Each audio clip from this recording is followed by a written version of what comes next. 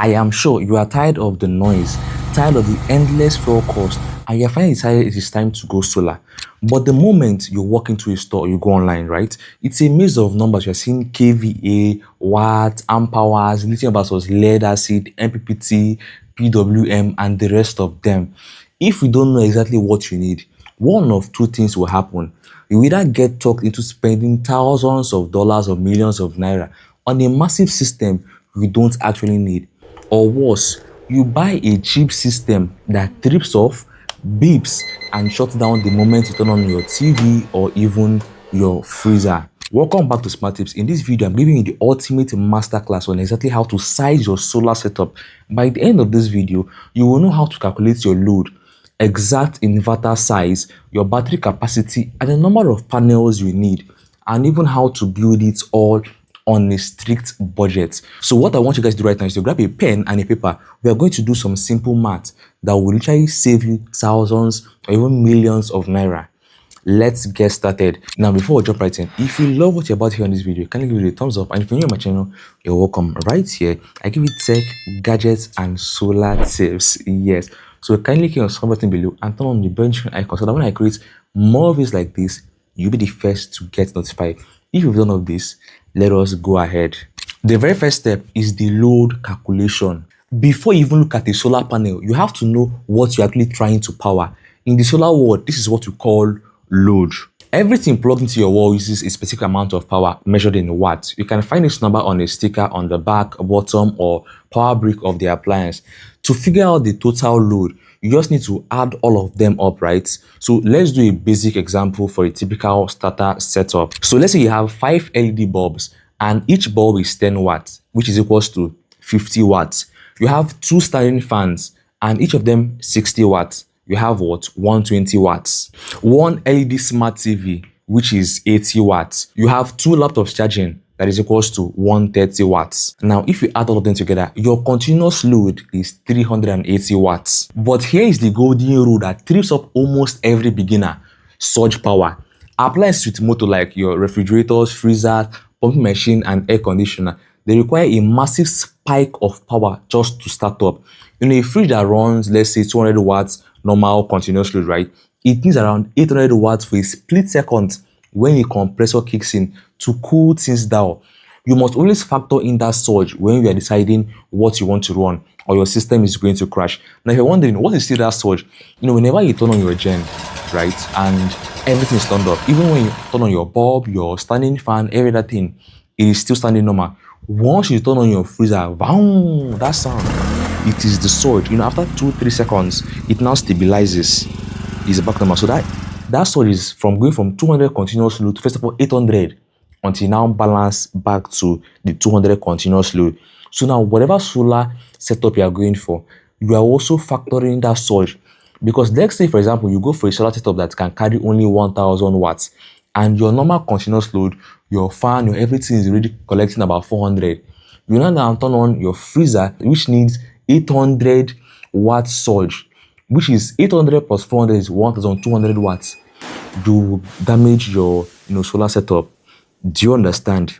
In case you want to be sure of the exact watts your TV, fan, freezer, or any socket source consumes before you buy that solar setup, I sell this in a watt calculator for just 50,000 naira. As at the point I am making this video, this is going to help you be sure. So all you need to just do, send a DM on WhatsApp, and I'm going to get it delivered to you ASAP nationwide. Step number 2, the energy diets. Now, before we size the equipment, we need to talk about efficiency. In solar, right, it is always cheaper to save power than it is to generate it. I call this, putting your house on an energy diet. So let's say you have all this old yellow incandescent light bulb, right? You need to throw them away because you see those old ones, they consume a lot of watts, about 60 watts. But for that same 60 watts, you can get 6 LED bulbs that are just as bright. The same goes for your heavy appliances. You want to run your air conditioner or your fridge on solar. you need to upgrade to inverter appliances. An inverter AC slowly ramps up its power, completely eliminating that massive power surge we just talked about. And it is about half the electricity a normal AC is going to use. Spending a bit of money to upgrade your appliances first will save you from buying a massively expensive battery and inverter later. So what you need to do is to shrink your load first, then buy the solar. I've started even doing this because you guys know I installed my new solar setup, which is a high-sec all-in-one 4.2 kV 8 kilowatt battery. If you've not seen the video, I talked about my whole process of setting up and how much I spent. And in the next video, I told you guys why the secrets behind why that setup is very, very cheap, because it is one of the most affordable compared to other brands for that whole setup, right? Yes. And after doing that, I started checking. So I want to be pressing my clothes, right? But my normal iron is about 1000 watts. I've gone to check online, GG and every other place. I'm seeing solar iron for about 300 watts. So I'm now saving around 700 watts whenever I want to iron my clothes. You understand? The same thing I said I'm going to do later. Change all this, my bulbs and every single thing. Even when I'm about to buy, let's say, all this whole content creation setup now, if I can even ask for, do you have solar lights, solar this, I'm going to go for it. Damn! So it saves me more energy instead of me looking to get, bigger battery and the rest of them. Do you understand? Step 3, the inverter. Now that your load is calculated and it is now optimized, it is time to pick the brain of the operation, the inverter. See, an inverter does not store power.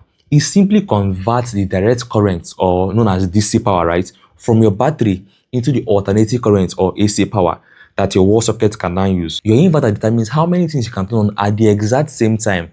To size your inverter, you need to take your total maximum load, including those surges, remember, and add about 50% safety margin. You never want to run an inverter at 100% capacity all the time. It is going to overheat, the fans will scream and it will die early. So if your total peak load is around 1000 watts, you need an inverter that can handle at least 1500 watts. Crucial warning for newbies. When you go to the market to get inverters, right, you're going to see two types: modified sine wave and pure sine wave. Okay, see, do not buy a modified sine wave at all. Don't buy it. See, yes, they are cheaper, but they output a choppy, dirty electrical signal. They'll make your fan hum loud, they can damage your laptop chargers, and they will even actually destroy your refrigerator compressors over time.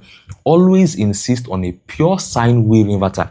It produces electricity that is just as clean, if not even cleaner than what we get from our normal national grid. So for context, in my own setup, I went with the high-sec 4.2 kVA pure sine wave inverter. Having a 4.2 kVA unit gives me a massive headroom. I don't have to panic if someone turns on, heavier appliance while the TV and fans are already running, right? If you have the money, go for an inverter with a higher kVA than you need, just in case you add more. So my inverter right now can comfortably carry 2000 to 2500 watts of load. But my current load, when everything is turned on, all my lights are turned on right now, my freezer is turned on, it's about, let's say, give or take 600 watts. This means I can still add more load in the future. I can even get an inverter AC, get this and that. Whenever you're buying an inverter, yes, I know you're on a tight budget, right, because of the whole country situation, but give yourself room to grow. Okay. Step 4, sizing your battery bank. If the inverter dictates how much you can power, the battery dictates how long you can power it once the sun goes down. To calculate this, we need to find your energy usage, which is measured in watt hours, right? So the math is very simple. Power in watts multiplied by time in hours.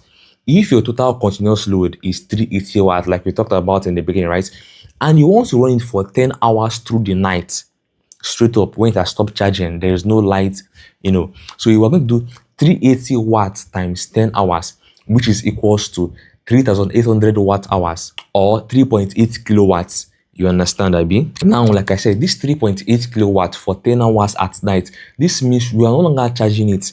The sun is down, there is no light, but the battery was at 100% before I started using it. So I want you guys to pay very close attention, because this is where installers make their money off people who don't know better. You cannot drain a battery to 0% without destroying it. This is what we call depths of discharge.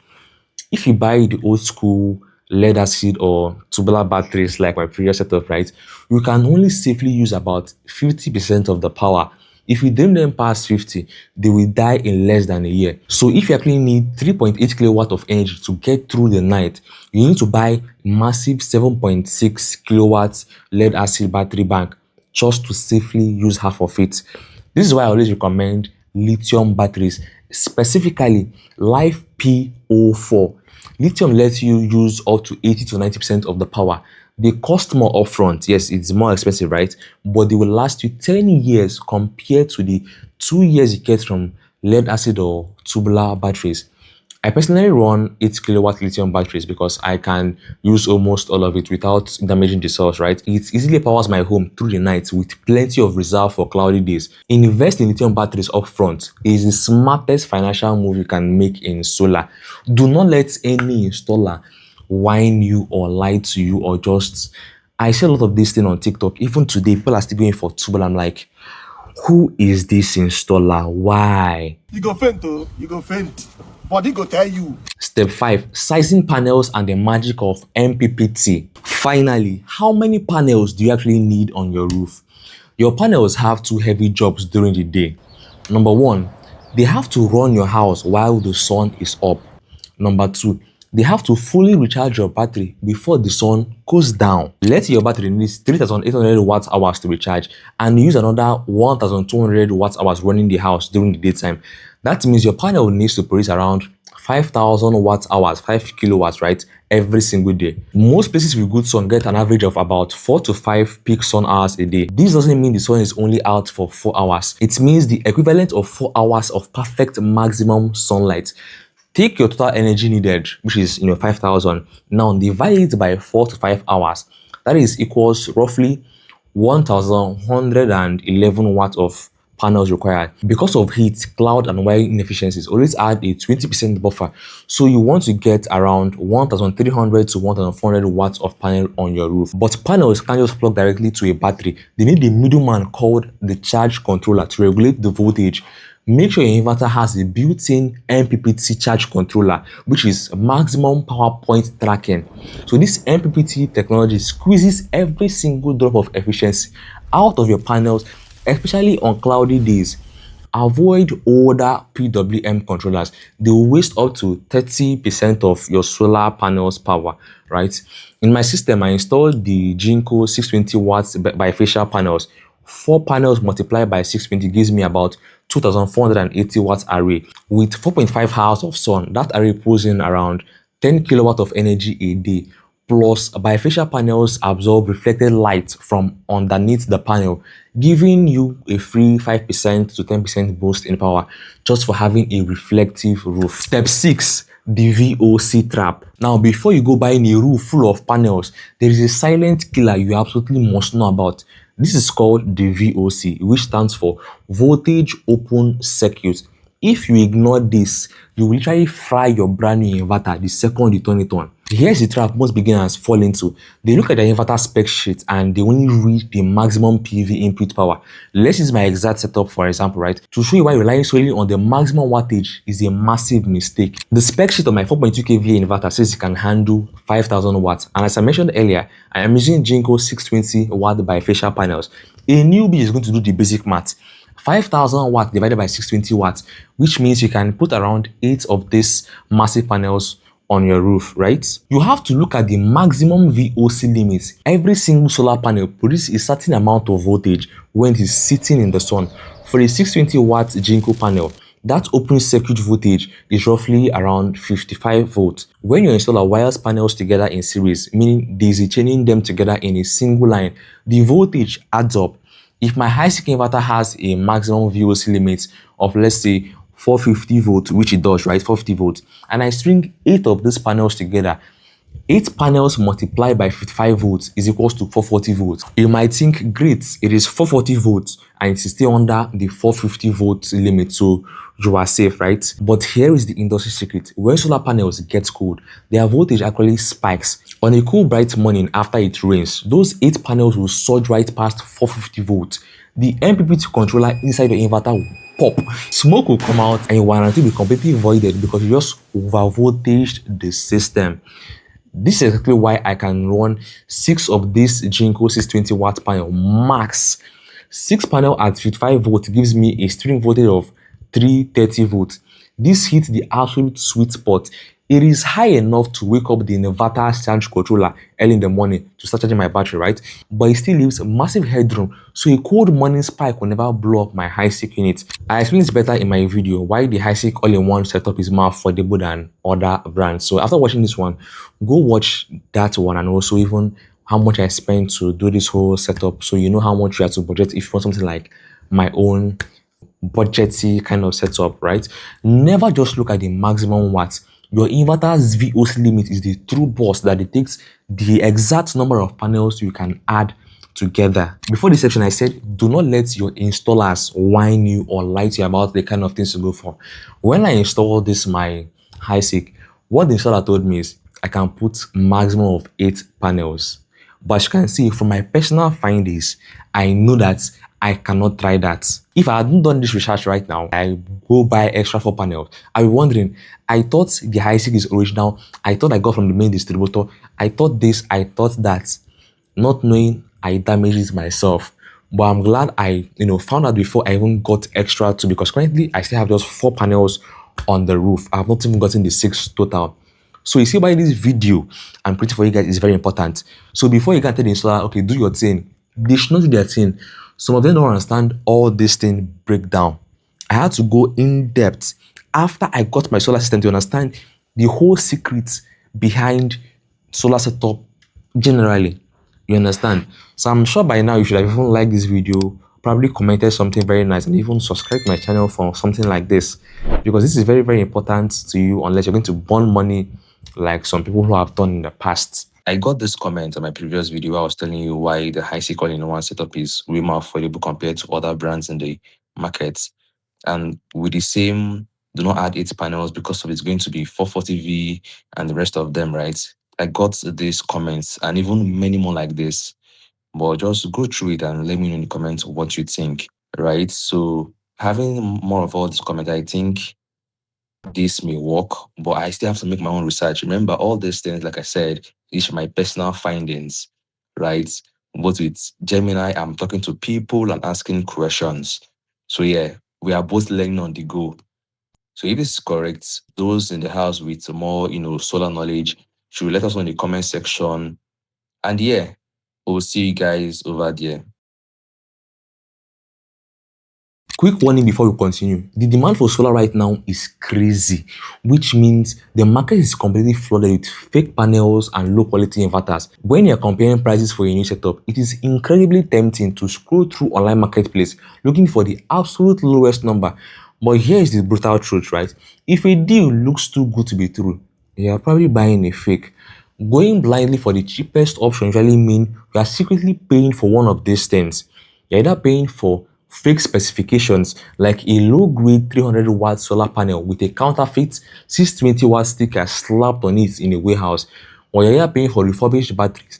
Scammers frequently clean and repackage dead tubular or worn-out lithium batteries, promising you a 5-year lifespan for a unit that will completely collapse in 6 months. Now, talking about this, when I changed from the tubular setup to this my lithium battery, the installer wanted to buy my tubular, and when I decided to just ask him questions in a in an indirect way, I found out that what it is, they go and refurbish the battery, then sell it as brand new to newbies like yourself if you're a newbie watching this video, and they fall victim with the whole tubular is good and every single thing. In 6 months time, you're wondering, why is this battery bad, or what have I done wrong, and every single thing, not knowing you were scammed. Ouch! Number 3 is safety hazard. Knockoff breakers and undersized cables are the number 1 cause of solar-related electric fires. I know exactly how painful this is because it happened to me. In my old setup, I bought 12 300-watt panels and tubular batteries. The seller promised those batteries would last about 5 years, but the whole system died, give or take 2 years. The panels turned out to be completely fake also because I couldn't even use it for this my lithium new setup. That's why I had to go and buy 620-watt original panel again. As you can see, the batteries were weak. Millions of naira spent just went down the drain just because I was looking for cheap Cheap deals that time, right? Sweet deals, and I didn't have the right contacts. And I am too much. See, the cheapest price tag upfront almost always guarantees the most expensive long-term lesson. You aren't actually saving money, you're just delaying the moment you have to spend millions replacing a burnt-out system. It is smart to compare prices, yes, but you must prioritize verifiable warranties, original brands, and trusted distributors. Buy it right the first time, so you only have to buy it once. I don't want you guys making the expensive mistake I made. So to protect you guys, my viewers, I have partnered directly with one of Africa's largest and most trusted solar distributors.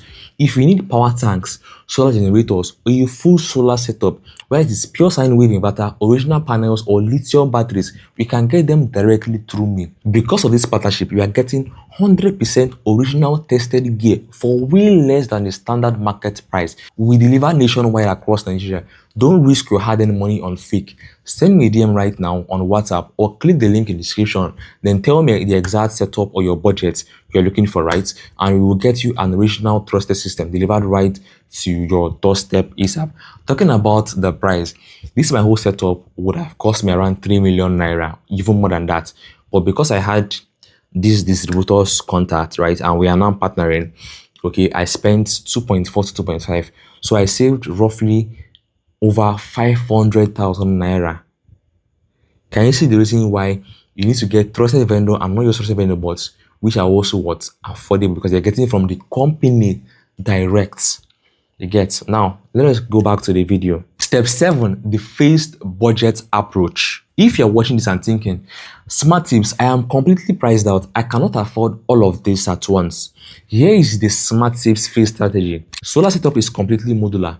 Phase 1, start by buying high quality inverter, okay, and a good lithium battery. So forget the panels for now. You can plug your inverter direct to your light source and let your grid or your existing generator charge the battery. This acts as a giant UPS, uninterruptible power supply, right? When the grid falls down, your house stays on seamlessly.